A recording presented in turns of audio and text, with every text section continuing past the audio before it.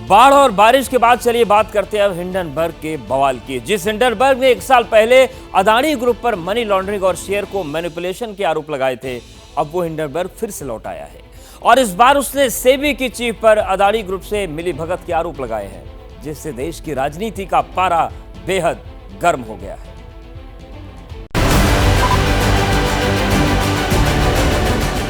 अमेरिकी short seller firm Hindenburg का जिन फिर एक बार बाहर आ गया है।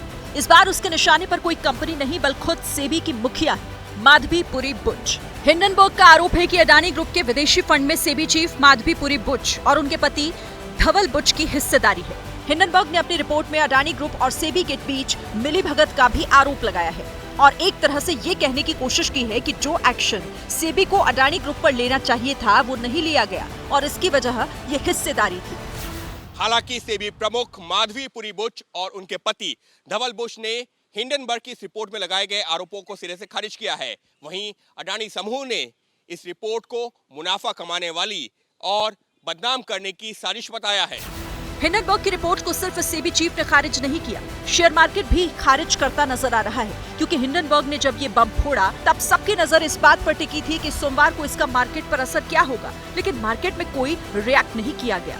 जो रिपोर्ट आया है इसका बहुत प्रतिकूल प्रभाव मार्केट पे नहीं पड़ेगा, क्योंकि मार्केट का जो फंडामेंटल है हमारे इंडियन मार्केट का, शेयर मार्केट का, वो बहुत ही स्ट्रांग स्थिति में पहुंचा हुआ है। खुद ये जो रिसर्च एजेंसी है शॉर्ट सेलिंग में इन्वॉल्व है। जहां तक अडानी ग्रुप के शेयर से जुड़ी हुई बातें हैं, तो क्योंकि निष्पक्ष रिपोर्ट को लेके भी एक स्पेकुलेशन है कि हिंडनबर्ग की रिपोर्ट निष्पक्ष नहीं है, सेबी चीफ ने ऑलरेडी क्लैरिफिकेशन दे दिया है, तो ये एक जांच का विषय है और इसको इंक्वायरी करके ही मुझे लगता है कि इन्वेस्टर्स एक सही नतीजे पे पहुंचेंगे।